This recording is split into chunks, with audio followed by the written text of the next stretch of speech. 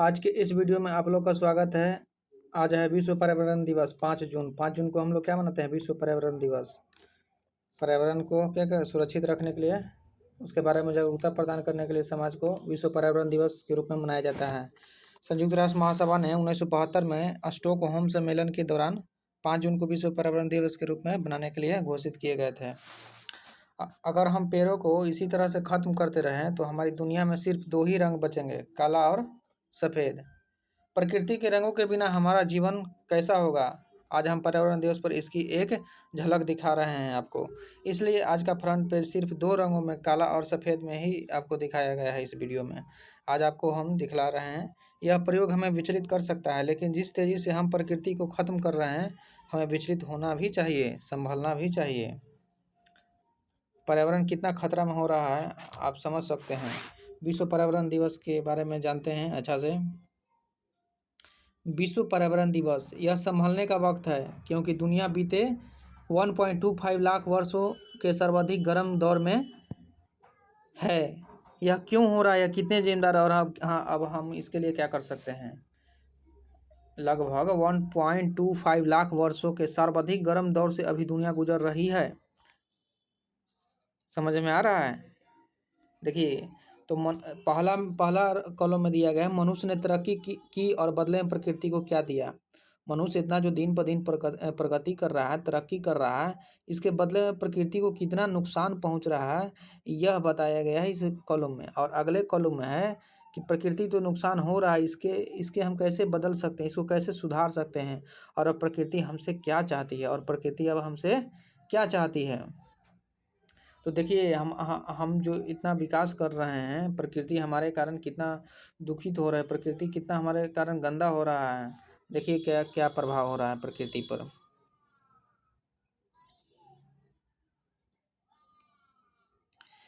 हमने तापमान 1 डिग्री बढ़ा दिया।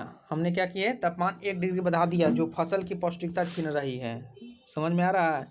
हमने तापमान को 1 डिग्री बढ़ा दिया, और 1 डिग्री बढ़ने के कारण फसल की जो पौष्टिकता है क्या हो रही है? छीन रही है।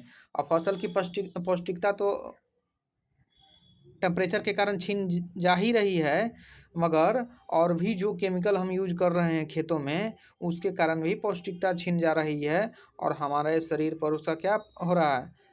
दुष्परिणाम प्रभाव पड़ रहा है, और बहुत सारे रोगों को जन्म दे रहा है। वो खाना क्या हो रहा है? वो भोजन वो अशुद्ध हो चुका है, वो केमिकल रूप में परिवर्तित हो चुका है, वो धीमा जहर बन चुका है मनुष्यों के लिए, सभी पशुओं पक्षियों के लिए, सभी जीवों के लिए।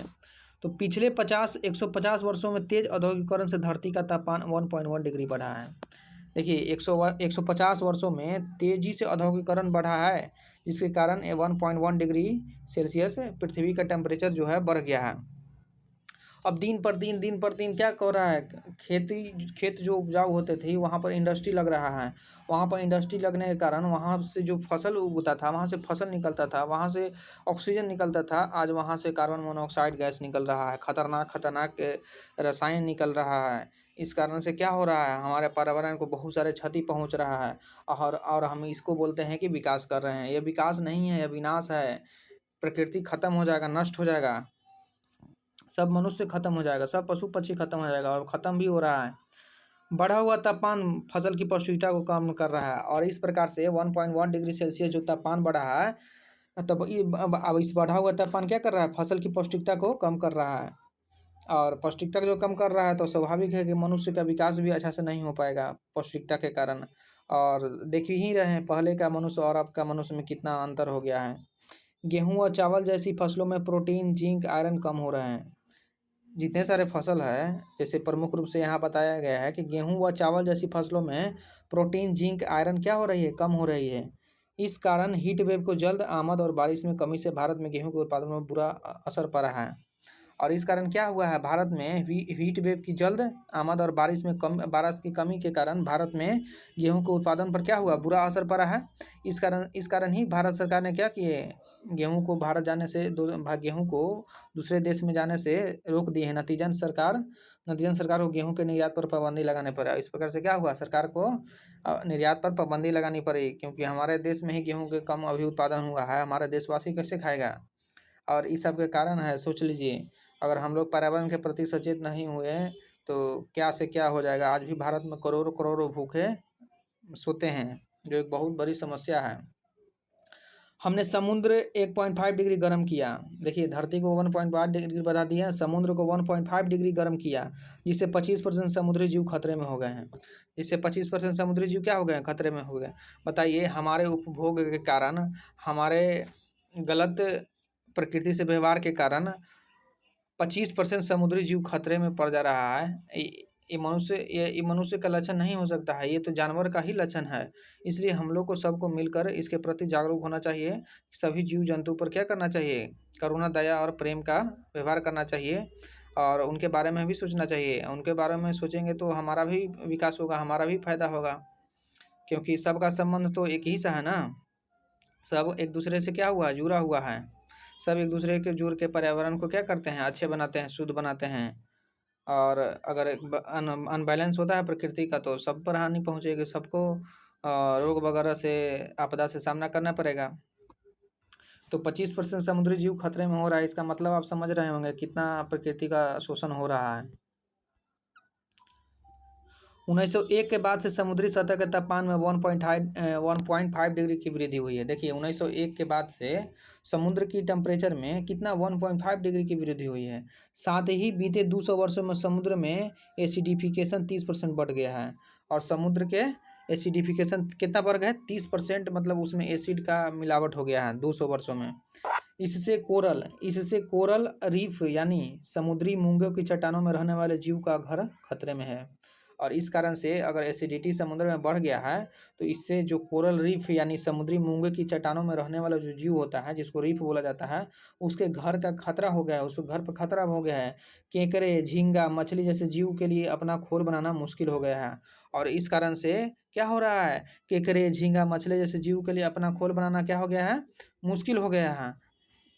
हमने हमने 25% समुद्री जीवन को खतरे में डाल दिया है। और इस प्रकार से हम क्या किए हैं, 25% समुद्री जीव को क्या करें, खतरे में डाल दिए हैं। ये मनुष्यता नहीं है, ये राक्षस है। आज दिन पर दिन क्या हो रहा है, मनुष्यता में कमी आ रहा है और राक्षस प्रवृत्ति में बढ़ावा हो रहा है। इस कारण से प्रकृति का इतना शोषण हो रहा है। इस पर ध्यान देना बहुत ही ज़रूरी है। सबके बारे में इस पर सोचना होगा, तभी पर्यावरण को हम संभाल सकते हैं, नहीं तो पृथ्वी को बर्बाद होने से कोई नहीं रोक सकता है। वो अपने उपभोग को कम करना होगा। आज उपभोग की प्रवृत्ति बहुत ही बढ़ा जा रहा है, बहुत ही बढ़ा जा रहा है। कोई सोचता ही नहीं है, बस जैसे चल रहा है जीवन, जैसे चल रहा है, हमारा मर्जी, हमारा जीवन है। लेकिन पता नहीं है कि सबका जीवन एक दूसरे से संबंधित है।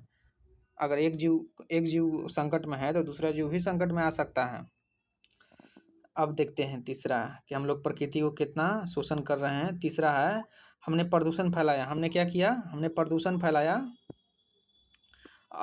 जिससे हर साल 90 लाख मौत हुए हैं। प्रदूषण के कारण कितने हर साल मौत हो रहे हैं, 90 लाख। ये रिकॉर्डेड आंकड़ा है, और ये बहुत ही कम है।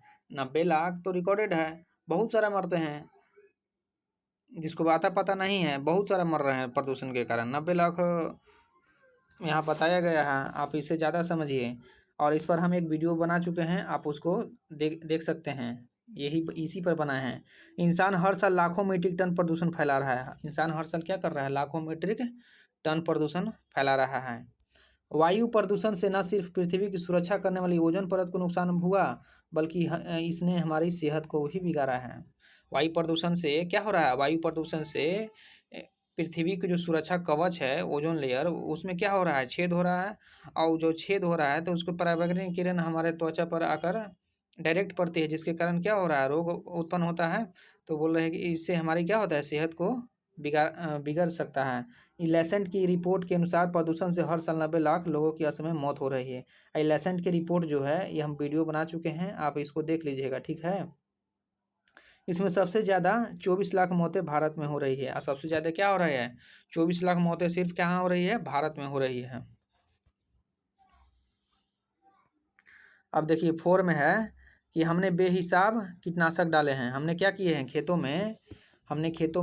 हमने बेहिसाब कीटनाशक डाले हैं, जो 54% भूमि खराब कर रहे हैं। हरित क्रांति के बाद खेत में क्या हुआ, बहुत सारा खाद वगैरह डालने लगे, रसायन डालने लगे, जिसके कारण 64% भूमि क्या हो रहे हैं, खराब हो गए हैं। एक तरह से भूमि दिन पर दिन रेतीले में बदलते जा रहे हैं, उपजाऊ भूमि मरुभूमि में बदलते जा रहे हैं। तो हम लोग को सोचना होगा कि कब तक आखिर कीटनाशक दवा का प्रयोग करते रहेंगे। आपको जैविक खाद की ओर मुड़ना होगा और अपशिष्ट पदार्थों से ही खेती करना होगा। इससे फसल हमारे क्या होंगे, इससे फसल हमारे पौष्टिकता आएगी, हमारे फसल में पौष्टिकता आएगी और इसको खाकर हम भी शारीरिक रूप से अच्छा विकसित हो सकते हैं। और कीटनाशक डालने से जो भी छोटे छोटे जीव जंतु है वो भी मृत हो जाते हैं, जिसके कारण मिट्टी में उर्वरा नहीं बन पाता है। और मिट्टी में जो उर्वरा नहीं बन पाता है तो फसल कैसे होगा। और कीटनाशक डालने से और भी बहुत सारा चीज़ है, जैसे पानी अंदर नहीं सोख पाता है, जिसके कारण भूमिगत जल जो क्या हो रहा है, कमी हो रहा है। जल स्तर क्या हो रहा है, दिन पर दिन कमते जा रहा है।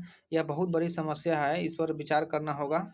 तो हमने बेहिसाब कीटनाशक डाले हैं जो 64% भूमि खराब कर रहे हैं।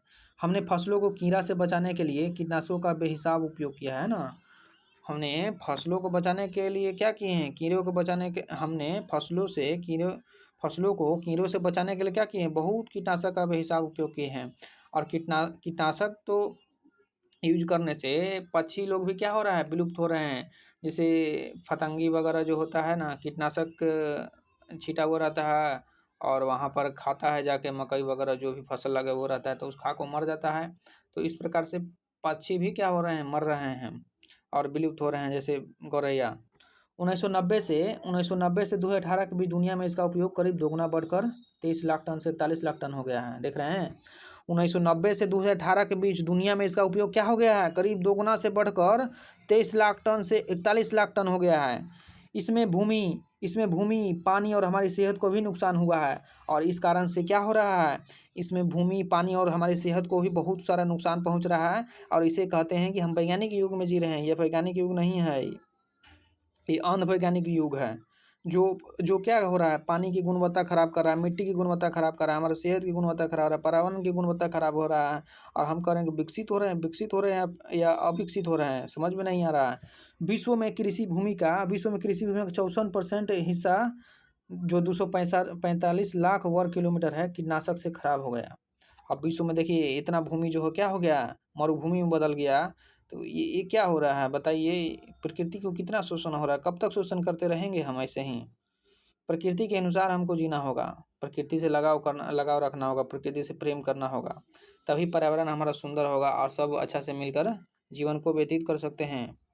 टेंशन से दूर हो सकते हैं। आप जितने प्रकृति के नज़दीक होंगे उतने प्रेममय बनते रहेंगे। प्रकृति के अनुसार जीवन व्यतीत करेंगे तो आप प्रेममय बने रहेंगे। प्रकृति के विरुद्ध जीवन व्यतीत करेंगे तो आपका जीवन एकदम समझिए तो जीवन में भूचाल आ जाएगा। जीवन में क्या आ जाएगा, भूचाल आ जाएगा। इसलिए प्रकृति से प्रेम करना सीखिए, प्रकृति को बचाइए। प्रकृति को सुरक्षा की ज़रूरत है। आज आइए हम लोग सब इसके प्रति क्या करते हैं, काम करते हैं।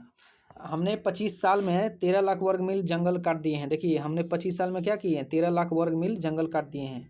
केवल हम अपने भोजन के लिए, हम अपने घर के लिए दूसरे जीव का घर क्या कर रहे हैं, उखाड़ रहे हैं। ये कहाँ का मनुष्यता है बताइए। हमने बीते 25 साल में 13 लाख वर्ग मील जंगल काट दिए हैं। देखते हैं और इसको अच्छा से। विश्व बैंक का अनुमान है कि 20वीं सदी की शुरुआत से अब तक 1 करोड़ किलोमीटर जंगल मनुष्य ने नष्ट किए हैं। देख रहे हैं, वर्ल्ड बैंक का क्या अनुमान है कि 20वीं सदी की शुरुआत से अब तक 1 करोड़ किलोमीटर जंगल मनुष्य ने नष्ट कर दिए हैं। कितने करोड़, 1 करोड़ वर्ग किलोमीटर जंगल नष्ट कर दिए हैं। तो पशु पक्षी कितना अत्याचार हो रहा है, प्रकृति पर कितना अत्याचार हो रहा है। पिछले 25 वर्षों में ही 13 लाख वर्ग किलोमीटर जंगल सिकुड़ गए। और इस प्रकार से क्या हुआ, पिछले 25 वर्षों में 13 लाख वर्ग किलोमीटर जंगल क्या हो गए, सिकुड़ गए।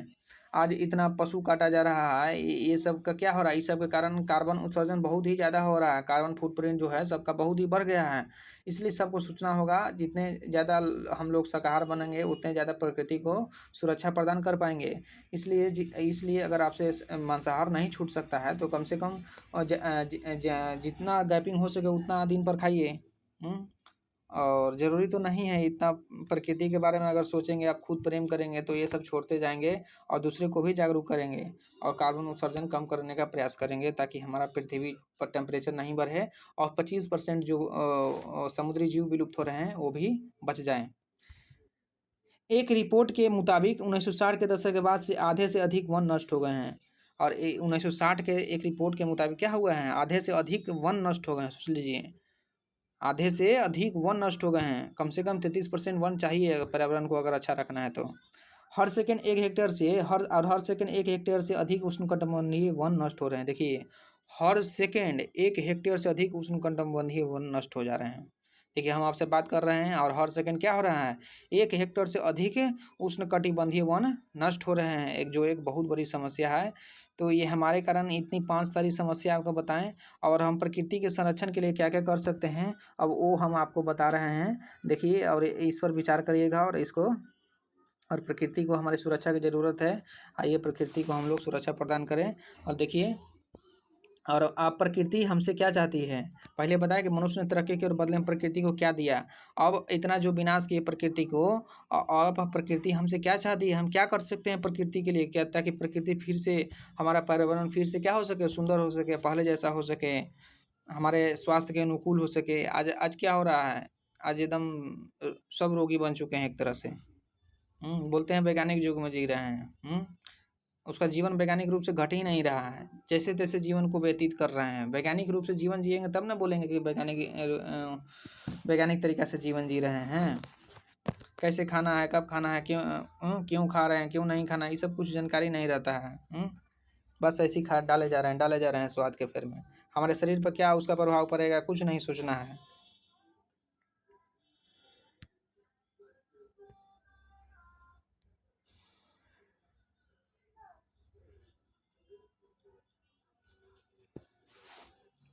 पहला है, इकोसिस्टम को बचाने के लिए लैंड यूज में बदलाव रोकना होगा। देखिए, अगर पर्यावरण को बचाना है तो लैंड यूज का क्या होगा, बदलाव रोकना होगा।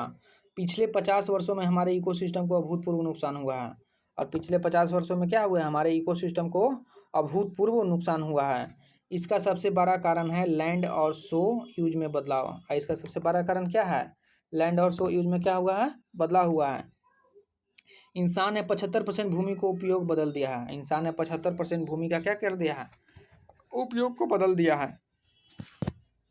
और पर्यावरण पर नकारात्मक प्रभाव को अनदेखा कर 1970 के बाद फसलों का उत्पादन 300% बढ़ा दिया है। देखिए, पर्यावरण का क्या नुकसान हो रहा है, इस पर नहीं विचार करते हुए इतना केमिकल डाले कि जो फसल है उसमें तो 300% बढ़ा लिए फसल को, मगर पर्यावरण को 300% एक तरह से घटा दिए। पर्यावरण गंदा हो गया, भूमि गंदा हो गया, जल गंदा हो गया, उसका पौष्टिकता छीन गया, उसमें रसायन प्रवेश कर गया भोजन के जगह पर। तो पर्यावरण पर नकारात्मक प्रभाव को अनदेखा कर हम क्या किए, 1970 के बाद फसलों का उत्पादन में 300% बढ़ा लिए हैं। लेकिन इकोसिस्टम को बचाने के लिए हम यह प्रवृत्ति रोकनी होगी। लेकिन अगर इकोसिस्टम को बचाना है तो यह खाद वाला जो प्रकृति है इसको रोकना होगा। और आज किसान को पढ़ा लिखा होना बहुत ज़रूरी है, और पढ़े लिखे होना है किसान को बहुत ज़रूरत है, ताकि वो जैविक खाद का उपयोग कर फसल का उत्पादन कर सके। दूसरा में देखते हैं कि पानी, तेल, गैस जैसे संसाधनों का अति दोहन रोकना होगा। और पर्यावरण को बचाना है तो क्या करना होगा, पानी, गैस, तेल जैसे संसाधनों का जो हम अति दोहन कर रहे हैं उसको क्या होगा, रोकना होगा। शिकार, मछली पकड़ने और लकड़ी काटने से लेकर तेल, गैस, कोयला और पानी को धरती के भीतर से निकालने से दुनिया के बड़े हिस्से में तबाही आई है। देखिए, हम अत्यधिक क्या करते हैं, मनुष्य की प्रवृत्ति है, अत्यधिक क्या करता है, शिकार करता है, मछली पकड़ता है, और लकड़ी काटने से क्या होता है, जंगल खत्म हो रहा है। तेल, गैस, कोयला और पानी को धरती के भीतर से निकालने से दुनिया के बड़े हिस्से में क्या हो रही है, तबाही आई है। इस प्रवृत्ति को मनुष्य को क्या होगा, रोकना होगा। प्रकृति इंसान को साल भर इस्तेमाल के लिए जो संसाधन देती है उसे इंसान 6-7 माह में ही खर्च कर देता है। देखिए, प्रकृति इंसान को साल भर इस्तेमाल के लिए देती है, मगर इंसान का उपभोग की प्रवृत्ति जो बढ़ गया है उसके कारण इंसान 6 से 7 माह में ही उसको खर्च कर देता है। तो ये क्या है, एक बहुत बड़ी समस्या है मनुष्य के लिए। इसमें सुधार करना होगा। हमें संसाधनों का उतना ही इस्तेमाल करना होगा जितना हर साल प्रकृति के फिर बना लेती है। हमें संसाधनों पर उतना ही अधिकार है जितना प्रकृति हमारे लिए बनाती है। हम लोग क्या कर रहे हैं, ज़्यादा से ज़्यादा प्राकृतिक संसाधनों का उपयोग कर रहे हैं, दोहन कर रहे हैं। जो चीज़ साल भर में ख़त्म होना चाहिए वो उसको 6-7 में ही उपयोग कर ख़त्म कर दे रहे हैं। तो प्रकृति में एक तरह से बैलेंस क्या हो गया, गड़बड़ हो गया है, खराब हो गया है। एक बड़ा संदेश जो प्रकृति इंसान को रोज भेज रही है। हमें प्रकृति एक बहुत बड़ा संदेश दे रही है। क्या संदेश दे रही है इंसान को, रोज क्या भेज रही है? देखिए, प्रकृति का संदेश एकदम साफ है। प्रकृति का संदेश एकदम साफ है, शुद्ध है, प्रेममय है। अगर फूल पौधे, पशु पक्षी, कीट पतंगे, शैवाल संरक्षित है तो हम भी सुरक्षित है। अगर प्रकृति में फूल पौधे, पशु पक्षी, कीट पतंगे, शैवाल संरक्षित है तो हम भी सुरक्षित है। मगर हम लोग क्या कर रहे हैं, खेत में अत्यधिक रसायन डाल के कीट पतंगों को मार दे रहे हैं। कीट पतंगों के मारने के कारण कीट पतंग गौरैया वगैरह खा लेते हैं, पक्षी खा लेते हैं, वो भी उसका भी मृत्यु हो रहा है। तो अगर फूल पौधे, पशु पक्षी, कीट पतंग, शैवाल संरक्षित रहे तो हम भी सुरक्षित रह सकते हैं। इनके बिना मनुष्य का धरती पर टिकना संभव नहीं है। अगर ये सब विलुप्त हो जाए तो मनुष्य एकदम समझिए तो संकट में आ जाएगा। इसलिए उसको संरक्षित करना बहुत ज़रूरी है। फिर इंसान क्यों पेड़ पौधे, कीट पतंगों के महत्व को नहीं पहचान पा रहा है? फिर बोला जा रहा है कि इंसान क्यों पेड़ पौधे, कीट पतंगों के महत्व को नहीं समझ पा रहा है। जब ऐसा बात है तो सब एक दूसरे से संबंधित है, फिर भी उसने क्यों ताज़ा हवा बहते पानी का आनंद लेना छोड़ दिया है? क्यों ताज़ा हवा बहते पानी का आनंद लेना छोड़ दिया है? ये बहुत बड़ी समस्या है। देखिए 4 में देखते हैं कि प्रकृति हमसे क्या चाहती है। पशु पक्षियों को बचाने के लिए उपभोग के प्रति सतर्क बनना होगा। अगर हम लोग पशु पक्षी को बचाना है तो उसके उपभोग के प्रति क्या करना होगा, सतर्क बनना होगा। पर्यावरण परिवर्तन से 47% पक्षी प्रभावित हुए हैं। पर्यावरण परिवर्तन, क्लाइमेट चेंज से क्या हुए हैं, 47% पक्षी क्या हुए हैं, प्रभावित हुए हैं। ग्लोबल वार्मिंग से इनका 5% प्रजाति खत्म हो सकती है। देखिए, ग्लोबल वार्मिंग के कारण 5% इसकी प्रजाति क्या हो सकती है, खत्म हो सकती है।